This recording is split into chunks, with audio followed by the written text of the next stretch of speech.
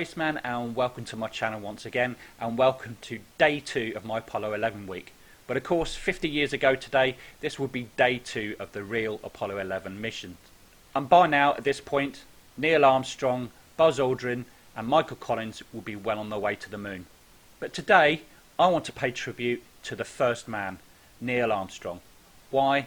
Well, because he was the first man, and not only that, dare I say it, he definitely had the right stuff. This video is a bit of a long one, but please bear with me and watch it to the end. Trust me, you won't be disappointed. And the video comes in 2 parts. The first part is a tribute from NASA by his colleagues who all contributed to the Apollo program and the previous programs running up to that. And we're going to hear from astronauts like John Glenn and Jim Lovell. Then in the second part, I'm going to show you a very rare interview of Neil Armstrong. As most of you know, Neil Armstrong very rarely gave interviews. He was a very private man, and also he didn't particularly enjoy the adoration. But since I was about 5 or 6 years of age, when I first heard his name, he's always been a hero in my heart. But anyway, that's enough from me. Let's play the video.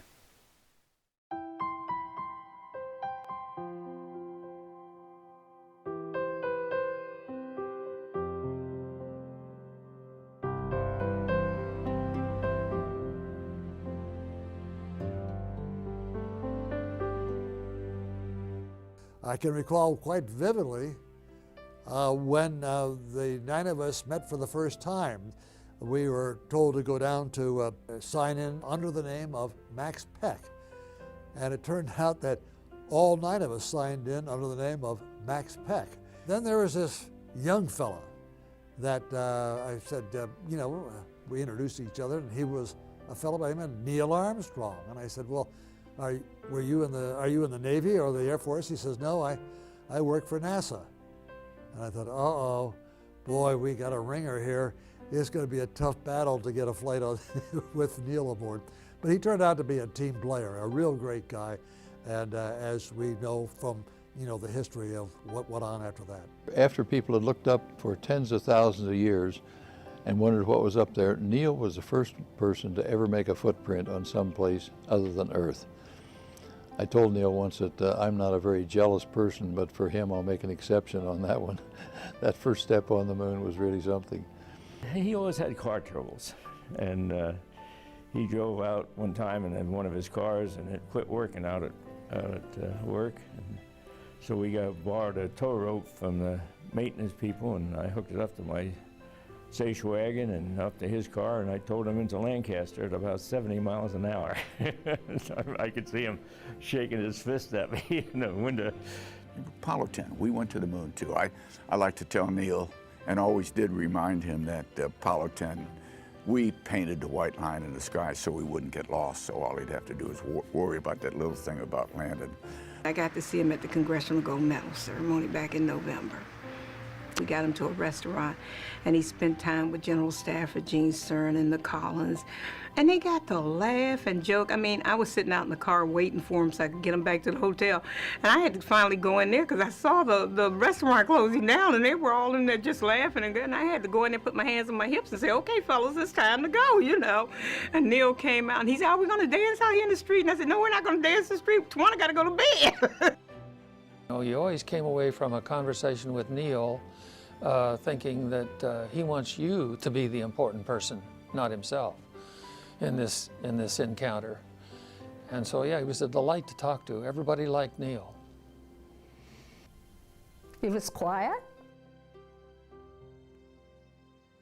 He was a man of many talents. He was also a good friend.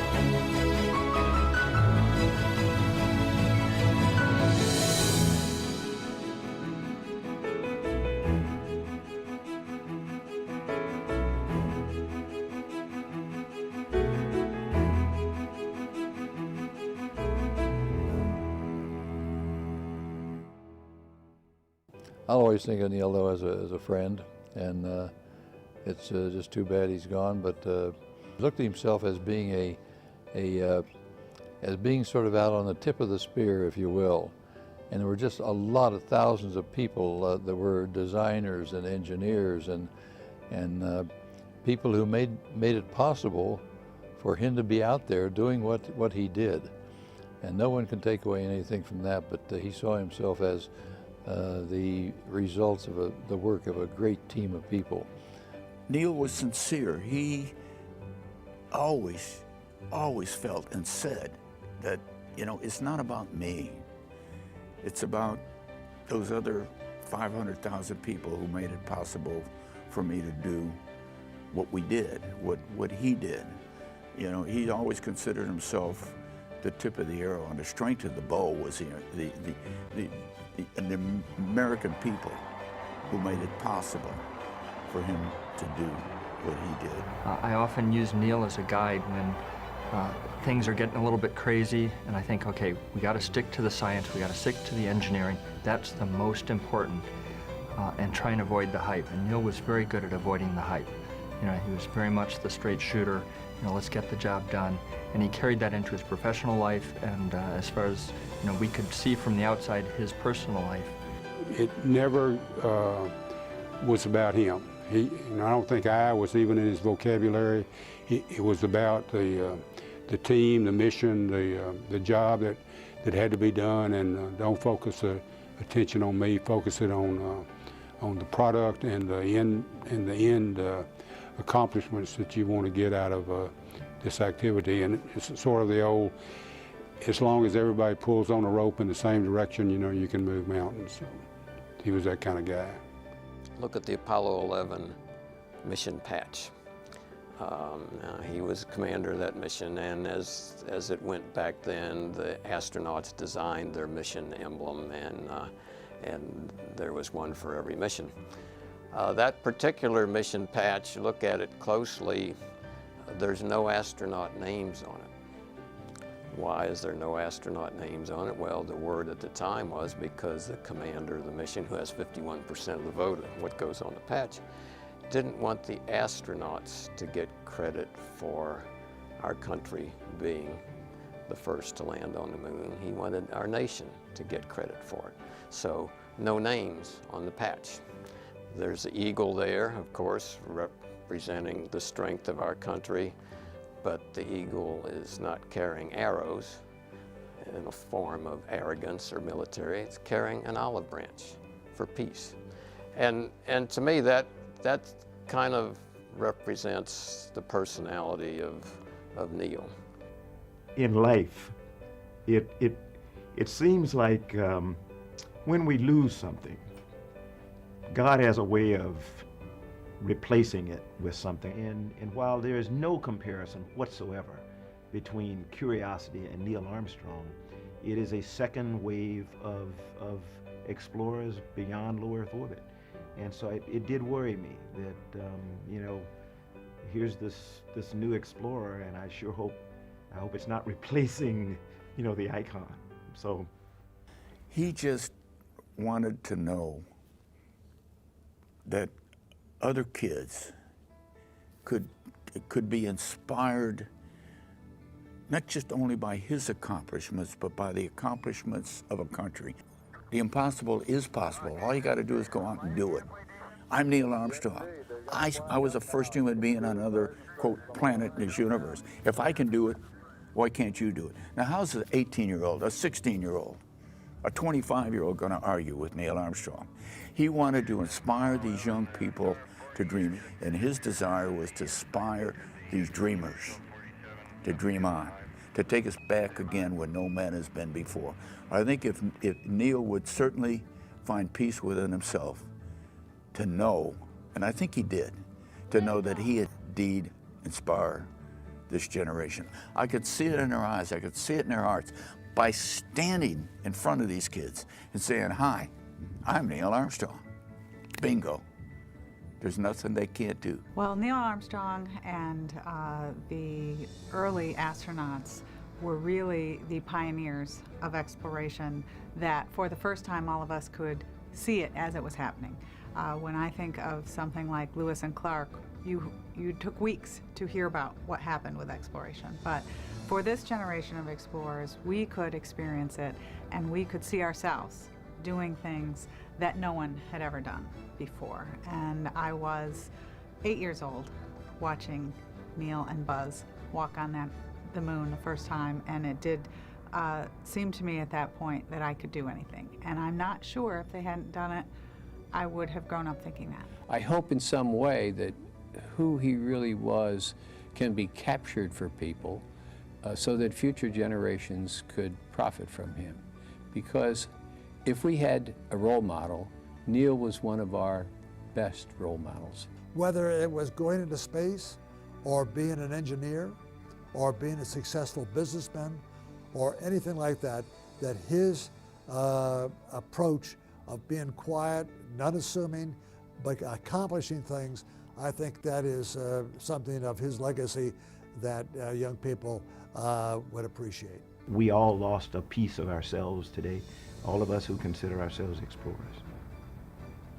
I've often wondered if during these passing years, when Neil looked up at the beautiful moon, he thought, been there, done that. I believe God sent Neil here to do what he needed to do, and once his assignment was up, then God called him back home. And so I'm really thankful and glad for that.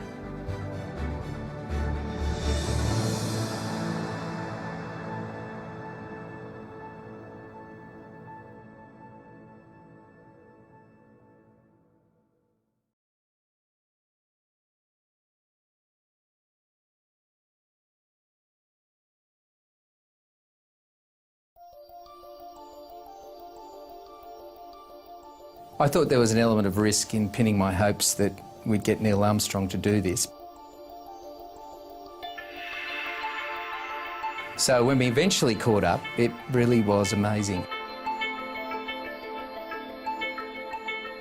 I knew something a lot of people didn't know about Neil Armstrong, and that was his dad was an auditor. So I think for people who are leaders and for people who aspire to be leaders, listening to Neil Armstrong is far better than doing any educational MBA program that exists in the world today. We choose to go to the moon in this decade and do the other thing, not because they are easy, but because they are hard. 5, 4, 3, 2, tranquility base here. The Eagle has landed. That's one small step for man, one giant leap for mankind. Neil Armstrong, a very warm welcome to Australia. Thank you so much. The words determination and destiny keep coming to me, and the way in which your life's unfolded, I'm not quite sure of the order of those at times, but certainly your first air show at 2 years old, your dad took you to, your first aeroplane flight with your dad at 7, and your pilot's licence at 15 tells me a lot about determination. Yeah, I had become fascinated with the world of flight as an elementary school student, and determined that somehow I wanted to be involved in that. And as I learned more about aviation, I thought design, that would be the epitome of an aeronautical career, to be a designer, and so that's what I strove for. And in terms of your mum and dad, Stephen and Viola, your dad was a public servant in Ohio and travelled a lot in his role. What did your parents collectively teach you and give you as a foundation? Well, my father was an auditor, and he audited the books of county governments across the state where we lived, in the state of Ohio. And so we were a transient group. My father moved the family along with him as he moved around the state while we were young. And I think they were very accommodating. They allowed me to pursue my own interests, and I'm forever grateful that they gave me that freedom. They didn't try to dictate to me what I should do or where I should go. And your childhood, what fascinates me about it is, and we've had these conversations before about your rather heightened fear of death as a child and concern that if a pet died you didn't really want to confront it, is not necessarily what would appear to be the man who would take all the risks he took in adult life. I mean, that's quite a fascinating... Well, I think many younger people are uncomfortable with the thought of death, whether it be themselves, their relatives, or their pets. And I've shared that uneasiness about facing the reality of death. And it took me some years to sort of circumvent that concern. So then, of course, Neil, you flew 78 missions in the Korean War, and again took some chances. What are your reflections on the risks you had to bear, you and your colleagues? The risks in combat are substantial, and I think in general they are higher risks than I faced in my test pilot work or in my astronaut work. And the consequences are severe. There's a good side and a bad side. The bad side is that you lose colleagues, and that's painful. Good side is you create very strong bonds with with your colleagues that survive, and those bonds exist throughout your lifetime, and I value those experiences very highly because they build a lot of character, they build a lot of backbone, and you are a better person for having learned to endure that environment, that situation, and those risks. So Neil, your test pilot career was, as everything else in your career, a distinguished one. But tell me what a test pilot feels and what it does feel like to get in those jets, as you did so often, the exhilaration, the moment, the responsibility. The test pilot is solving problems.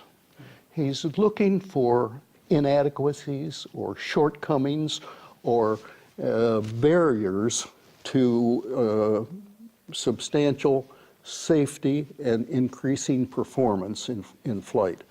And his job is to identify those problems and assist in finding a solution.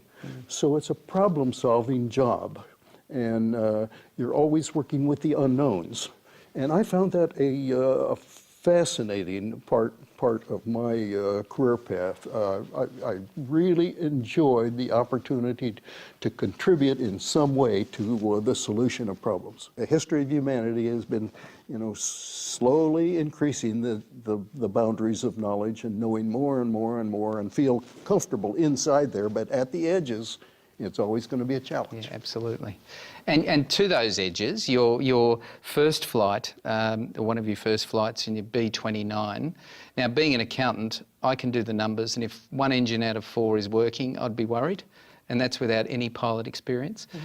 What happened that day, and how did you work through the problems? I was a pilot of one of the 2 pilots of the B-29 carrying a rocket aircraft to altitude where it would release the airplane, and it would go doing the testing, and we were just providing the service to get the rocket airplane up to a starting point. And we were somewhere up above 30,000 feet when the governor on one of the propellers failed, and the propeller started running away, that is, going faster and faster and faster. And of course, at some point in time, it's going to explode.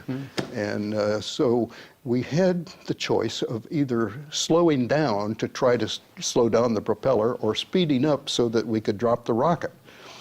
We chose the latter, dropped the rocket, and almost instantaneously thereafter, the propeller exploded and blades cut through it was the far right engine, cut through the number 3 engine, cut through the fuselage and the number 2 engine, and left only the number 1 engine running. That's an uncomfortable position, 1 out of 4. But fortunately, we had a lot of altitude, And we had a big dry lake bed not too far away where we could land, so we could make a very gentle, very gentle turns and keep the power back and sort of make a gliding approach into the landing area. Now, the second pilot, so his control cables had been cut by the propeller, so his controls were of no use whatever. I still had control, so I was flying the airplane and he was doing the thinking. And when we got to the ground and looked at the airplane afterwards, we found that my cables had been cut too, but there were still a few strands of the cable left. So we were very fortunate to have survived that situation. Extraordinary. And look, another example, I guess, was in the lunar training when you had to eject from the rocket within seconds of your life, as I understand it. Take us through that. We needed something to simulate landing on the moon. The moon has no atmosphere, so you're flying in a vacuum, and the gravity is much lower. So the characteristics of a flying machine in that environment are very different than they are here on Earth. And we felt we had to understand those variations and be able to feel comfortable in flying the lunar module to the surface of the moon in the actual conditions. So this device did provide very good training and experience in that mode.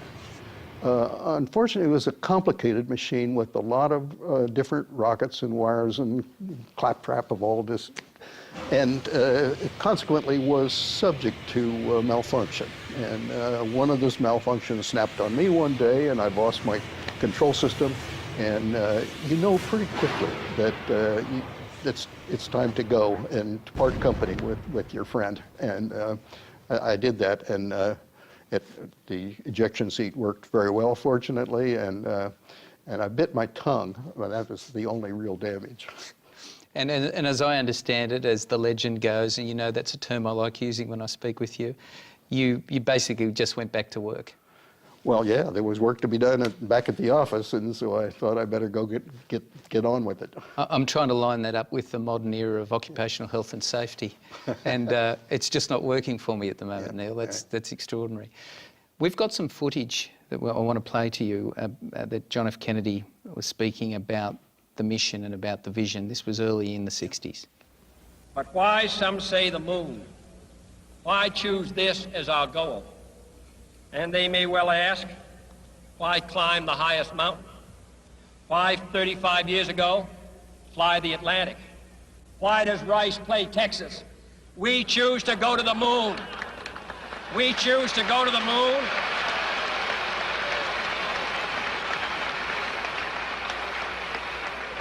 We choose to go to the moon in this decade and do the other things, not because they are easy, but because they are hard. Because that goal will serve to organize and measure the best of our energies and skills. Because that challenge is one that we're willing to accept, one we are unwilling to postpone, and one we intend to win, and the others too.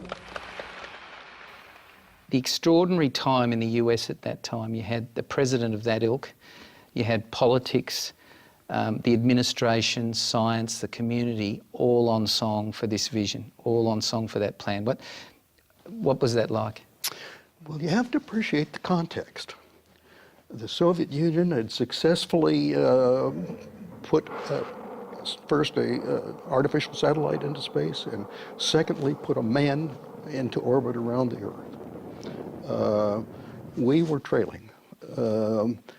We had put only one flight, Alan Shepard, on a short 20-minute suborbital flight up to about 100 miles altitude and back down into the ocean. Never had a person in orbit. And now the president was challenging us to go to the moon. The gap between 20 minutes, a 20-minute up and down flight, and going to the moon was something that was almost beyond belief, technically. But NASA was a new organization, only about 4 years old at that point, had done a lot of thinking about this. And they identified the lunar landing as perhaps the only way we could catch up with the Soviet Union. And as the president said, we were going to get in this game. He was saying, this is a new ocean around it. This is the new ocean, and we must sail upon it, and we must be a leader on it. And that caught people's imagination, because at that time we had the ideological competition between East and West, and concerns about the future of all humanity on Earth. So it was a very big thing, not just technically. It was sociologically a very big thing, and the challenge was enormous. So to be able to get the agreement of not only the government, but the will of the people to go along with that idea was quite striking. Pardon my crude summaries, but someone sketching out all the Apollo missions in advance, saying, well, if we're going to get there, it's going to take this many missions. And you knew you were involved in the missions. You didn't know fundamentally at that point who was going to ever be the person to walk on the moon, if ever. And how fluid was that plan? It was very, very fluid.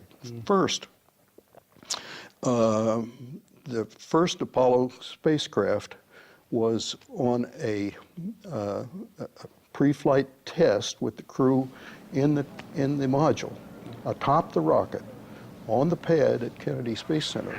But then, it was Cape Canaveral. The cockpit was pressurized to 1 atmosphere with pure oxygen, a little over. And a spark ignited some of the flammable material in the cockpit. The hatch was an inward opening hatch that the crew was unable to quickly open, and the crew was killed in the fire. It was a tragedy, and it was going to take us a long time to recover from that. We clearly had an unsafe spacecraft. We had to redesign it and rebuild it, and it was a 2-year delay. Now, there were only 4 years left to the end of the decade at that point, so we're losing half of the time in the race to the moon. But there was a benefit.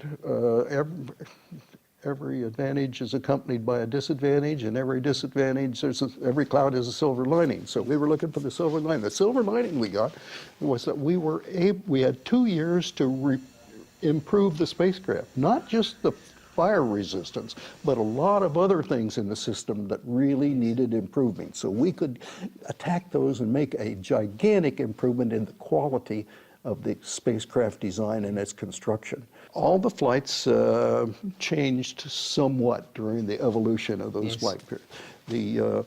The second flight after the first flight was an 11-day flight to make sure that the command module had systems that would run for the length of a lunar mission. So they flew 11 days, and that worked well. And the next flight was going to have a command module and also a lunar landing module on it. But the lunar landing module was behind schedule, and it wasn't ready for a flight in 1968. So a very bold decision. They decided they would take the next flight on a third flight of the big Saturn rocket. The first two had been unmanned and not perfect, but a few problems that they worked out. Not only take the third one and fly it with U-pins on it, but take it around the moon.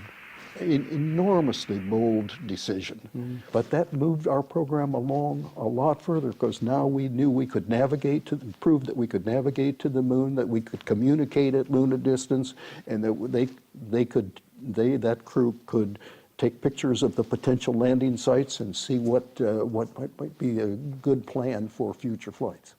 It's extraordinary to hear all this and to know how short a period of time this knowledge growth was taking place. Oh, it was multiplying like mushrooms. Yeah. I'm surprised you ever got to sleep. So what happened then? I mean, so how long before you knew that the likelihood, or the team knew the likelihood, that 11 was going to be the land and more? Well, I was the alternate or backup commander for the flight around the moon, Apollo 8. Right. And as soon as they took off, I was out of job, of course. And the boss called me in a few days later and said, would you take the third flight down the road, 11.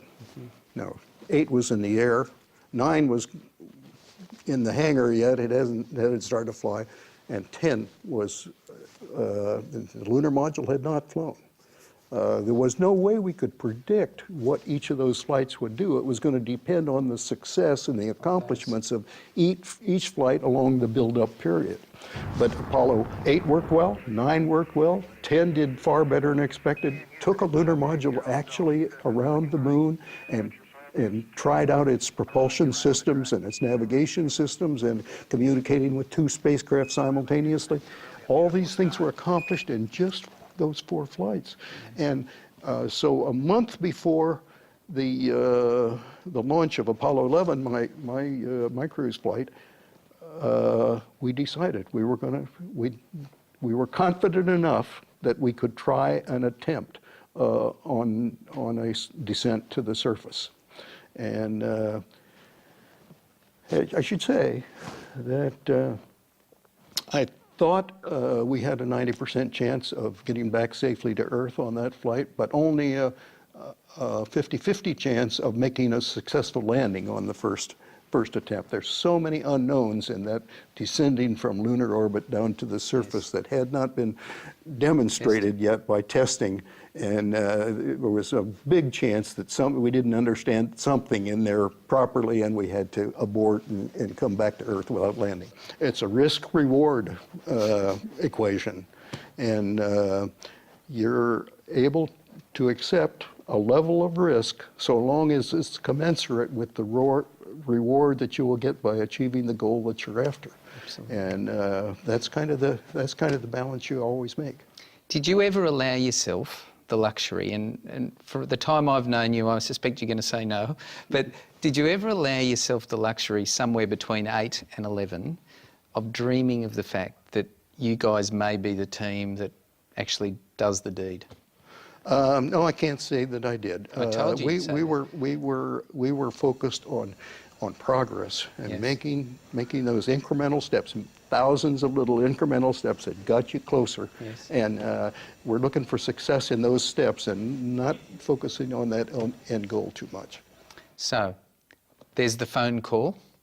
Neil, it's 11, you're the commander. Your reaction at that point? Well, you know, I was asked by the bosses, do you think you and your guys are ready? Is there anything that you're really concerned about that you don't think we understand well enough that we can't go on? And so I was involved in those discussions, and I have to say, well, you know, it'd be nice to have another month. But we were in a race here, and there was some evidence that things were going on among our competitors, and we had to take the opportunity when we had it. And I had to say, no, we're ready. We are ready to go. Let's go to some footage, because this of course is the launch where all of this emotional journey you took the world on. Breakfast, medical examination, suiting up. Neil Armstrong, Commander Apollo 11. Edwin Buzz Aldrin, Lunar Module Pilot. Michael Collins, Command Module Pilot.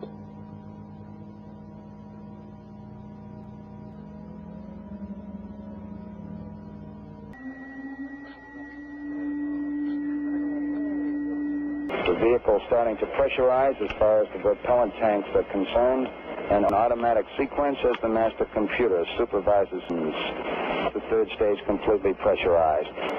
Neil Armstrong reported back when he received the good wishes. Thank you very much. We know it will be a good flight. From the Apollo 11 liftoff. All the second stage tanks now pressurized.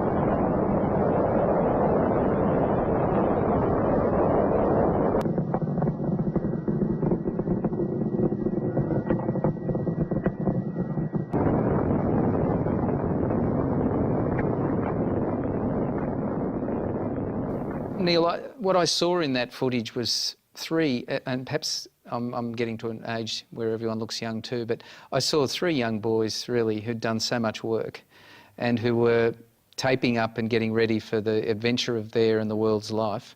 Can you recall any of your thoughts at that time as you were preparing? Was it all about the preparation? Did the emotions playing up? It's a time of meditation and a time when you're focused on what you're really trying to do, but at the same time, there's a certain amount of relaxed atmosphere, and the reason is these rockets usually don't go off on time. Neil, I was really excited up to this point. So you're thinking, well, we'll get down to 2 minutes, and then they'll call a hold, and then they'll cancel the flight, and we'll go another day. So don't get too excited here about this one. So there was a sort of a built-in look. We're doing our best. It's likely not to happen, so we'll look the part and see what happens. And you're always surprised when it actually lights and you go. So tell me, in relation to the noise of all that's going on, particularly from ground to the next hit, what sort of noise are we talking about? Oh, the noise at liftoff from the pad is extremely loud, and you get not only the noise of the engine but the reflected noise that's coming up off the ground. And so consequently, until you fly out of that reflection after about 30 seconds, it's very difficult to hear anything, even with our special helmets and earphones and so on. But after you get out of the reflected sound, it gets pretty reasonable. A very shaky ride in that particular rocket, the Saturn V. Saturn V was a 3,000-ton machine, and that's with an energy enough to more than that to lift you off the pad. It's an environment that's interesting. Very shaky ride in the early part of the launch through the first stage. The second and third stages are just as smooth as the first stage is shaky.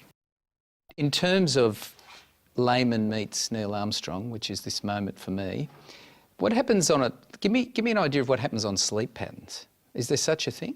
Sleeping? Sleeping? Yes. We had a question in our own mind. We have this complicated spacecraft to operate. Are we going to have somebody awake all the time to run all the switches? What we would like to have done is sleep simultaneously and just put the craft on autopilot, and that would be most efficient, we thought.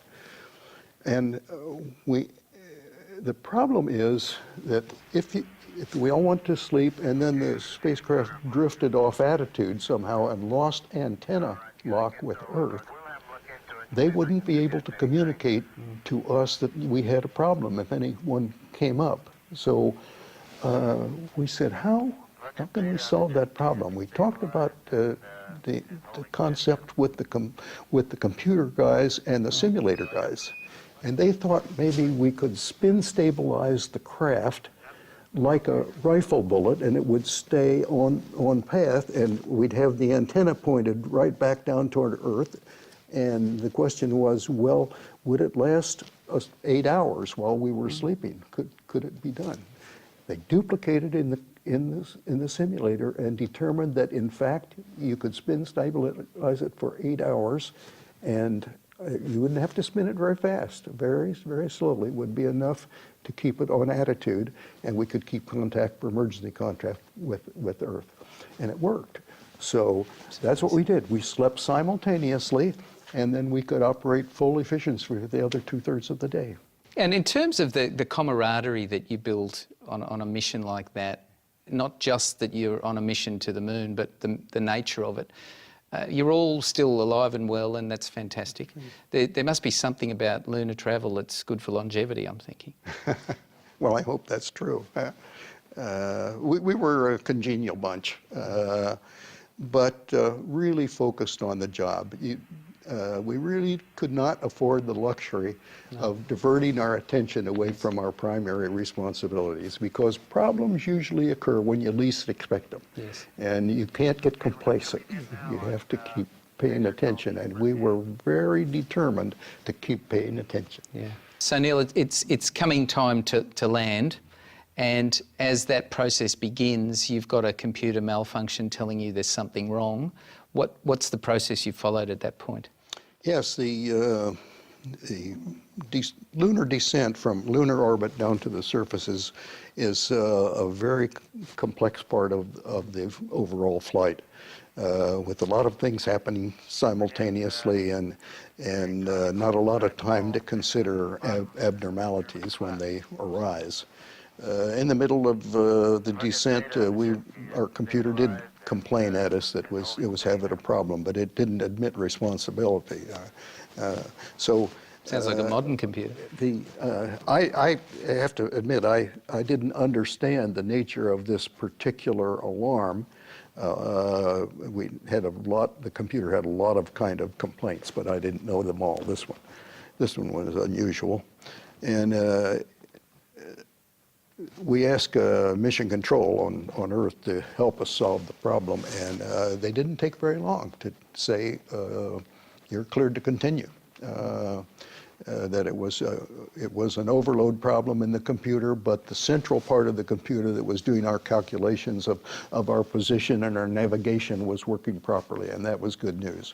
So we continued on toward the landing site, but then the computer showed us where it intended to land, and it was a very bad location. It was on the side of a large crater, about I suppose 100 or 150 meters in diameter, and with very steep slopes covered with very large boulders. Not a good place to land at all. So I took over manually and flew it like a helicopter out to the west direction, got into a smoother area with not so many rocks, found a level area, and was able to get it down there safely before we ran out of fuel. Yeah, within what, 20 seconds or 40 Something like seconds? 20 seconds of fuel left. It's almost like you were planning to prepare a movie here, because everything was just on the edge of everything. Yeah. So the craft's landed. Is there a moment where the three of you, at least momentarily, acknowledge that moment? Is that? Indeed, we took it was a handshake. You really went to town, didn't you? Congratulations, we made it this far. Yeah. But there was a lot of work to do at that point, and we couldn't luxuriate in those feelings. And including getting home. Yeah, exactly. Well, at the moment, we didn't. We concerned that because the lunar surface is so warm, it's over the boiling point of water, and substantially.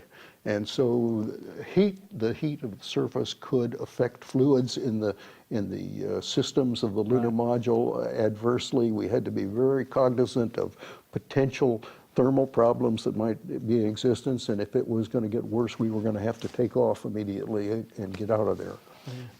But that worked out pretty well. There were these concerns, but they seemed to be working out satisfactorily, so we agreed that we could stay on the surface a bit longer, but we were going to keep an eye on it for the first several hours. And your words, people have professed as to why those words and whatever else. So were you, as you were coming closer into land, were they coming to mind?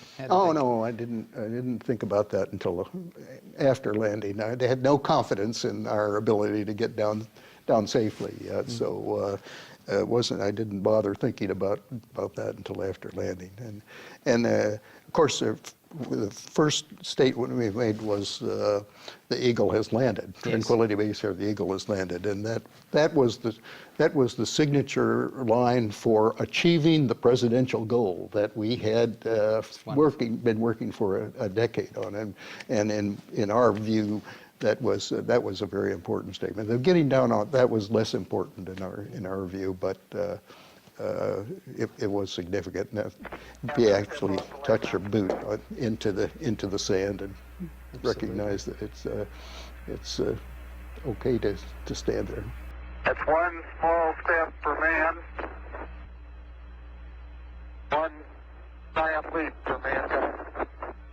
So you now then went and did the famous walk to plant the flag, but also to respect those that had been before and attempting to reach the moon and had been involved in the process. Tell us about that.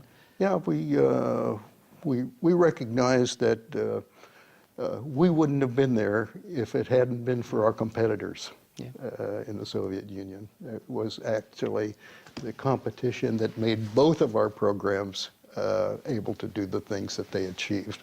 And so we recognized that by putting some medallions for our fallen comrades on both sides who had not lived to see the event. And that was a tender moment. I was going to say, that must have been such an emotional moment, because even in the time I've known you, Neil, as much as that was competitive, there's such an element of decency in you as a person. And to actually be on the moon and to say, but by the grace of God, I'm the one who did it. Mm-hmm. And you know, that moment where you probably wanted a little privacy, but other than the 400+ million that were watching, you had that moment. It must be something that you have reflected on over the years. It was special and memorable, but it was only instantaneous because there was work to do. Yeah.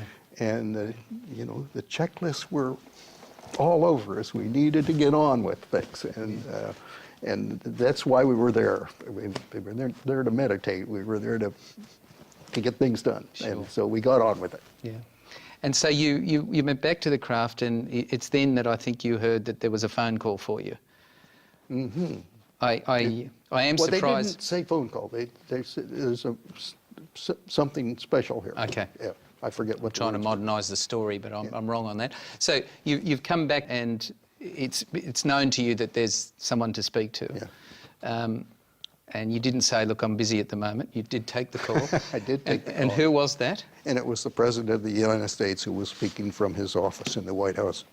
And a very nice congratulatory message from the President on behalf of everyone who had worked on the project. And that was a surprise, a very pleasant surprise. And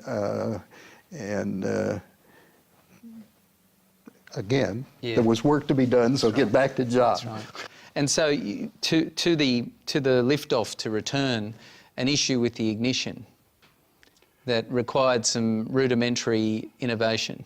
Yeah, when you're in the spacesuit and it's pressurized, it's very cumbersome. You're like the Frankenstein monster, and you have this big backpack on the back, and if you turn, that backpack is swinging around, and my colleague in one of these motions banged into the circuit breaker panel with his backpack, and there's a lot of circuit breakers over there, lots of ones, and so he could have picked something that was not very important, but he banged into the circuit breaker that controlled the SN engine that got us back into orbit. I think that when we recognized that, we thought it probably will hold, but maybe we better see if there's a way to increase our chances of making sure the circuit breaker wouldn't automatically disengage. So we took a piece of a plastic pen, a magic marker kind of pen, and made a little crutch to hold it in place with that. I think if they'd asked any of the 400+ million that were watching that they're just about to insert part of a pen to ensure they get home, they wouldn't have believed it. They wouldn't have believed it. Well, I really think that had we not done that, we'd still been all right. But it was just insurance. It's nice to get a little insurance now and then. On landing, of course, there was celebration that, to a great extent, I don't think's ever stopped. And ever since that time, there have been people who have claimed that never happened. And imagine that, after all of the effort and all the passion, that there are still people that would say that. What was your initial response to that when I talked to you? You said something fascinating about the number of people that were involved in that project. Well, I don't recall what I said, but people love conspiracy theories. Yeah. I mean, they are very attractive. But it was never a concern to me because I know that one day somebody's going to go fly back up there and pick up that camera I left. And so that'll be sure that...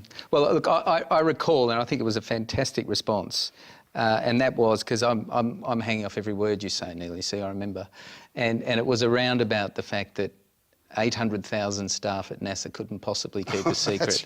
That's right. And knowing how people work, I think that's so compelling, I can't tell you.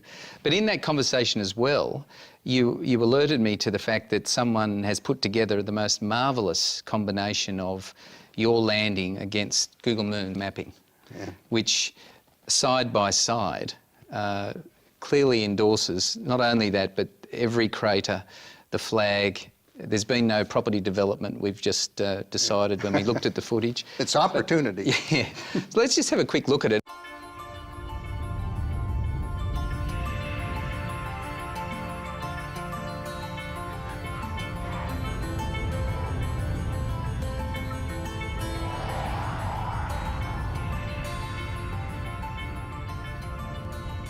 This slide shows the trajectory to the surface. The actual powered descent of the lunar module to the surface took 12 minutes and 32 seconds. And this is just the final 3 minutes, the part that's really interesting as you get close to the surface of the moon. Now, in the left screen, you will see the original 1969 movie film that we took from the window of the lunar module Eagle. And on the right side, you will see what the crew saw looking out the window in front of them. Now, there is a shaded area there that shows you the exact duplicate of the area that's on the left, so you can compare the craters and see if they are duplicate of each other.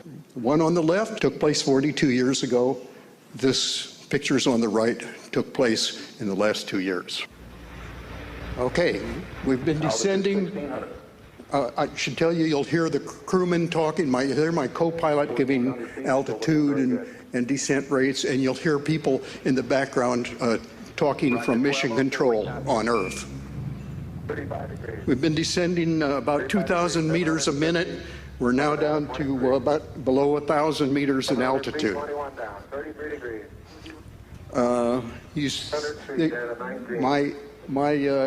My computer tells me that it's taking us to a landing just on the right side of that big crater up in the left-hand corner. The slopes are steep and the rocks look very large, the size of automobiles. Certainly not a place that I want to land. So I took over manually from the computer, the autopilot, and flew it like a helicopter on out to the west to try to find a smoother, more level landing spot. The computer is complaining now and then. You'll hear caution alarms, 1202s and 1201s, which is telling us the computer is a little bit concerned about its operation, but everything looks good, and the people in mission control tell us we can continue.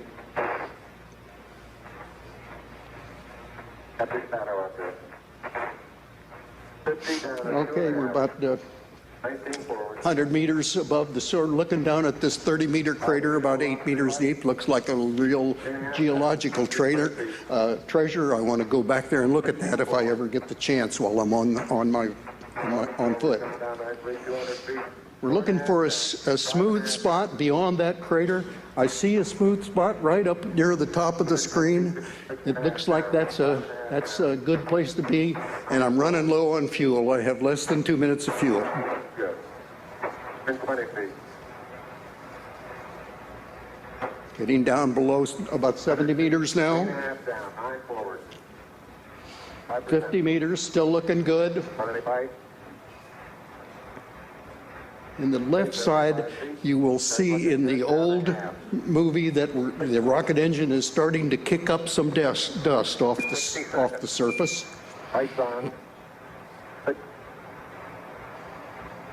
Get a 30-second fuel warning. Need to get it down on the ground here pretty soon before we run out. Okay. The picture on the left is more accurate, but there's more dust. There you see the shadow of my landing leg coming on the surface on the blowing dust. We're very close to the surface right now. Contact light. Okay, engine stop. We copy you down, Eagle. Tranquility Base here. The Eagle has landed. Neil, that's amazing, and to have you actually commentate through it in a relaxed state, far more relaxed than you would have been 42 years ago, is just very, very special. So Neil, since those wonderful days of being an astronaut, you've had a long and successful career since that's included being a professor at university, chairman of a large Fortune company, a series of chairmanships around issues to do with aerospace and all sorts of things. How difficult was it, or how easy was it, to transition your life from the first 40 being so focused and so deep in their drive to the next 40 years? Well, the subject matter has always been similar. I'm an engineer by nature, and throughout these years I've been dealing with engineering subjects, and I always feel fascinated by whatever it is we're looking into from an engineering standpoint. I have to say that now and then I miss the excitement of being in the cockpit of an airplane and doing new things, but I've come to accept that and found a lot of satisfaction in solving problems outside of the aircraft. And in terms of this year, of course, is a wonderful celebration anniversary of the landing.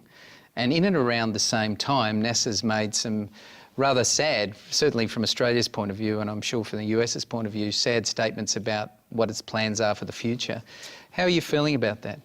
Well, I'm substantially concerned about the policy directions of the space agency, which are in fact directed by the administration, and we have a situation in the States where the executive branch and the legislative branch, the White House and the Congress, are at odds over what the future direction should be, and so they're sort of playing a game, and NASA is the shuttlecock. They're hitting back and forth as both sides try to get NASA on the proper path.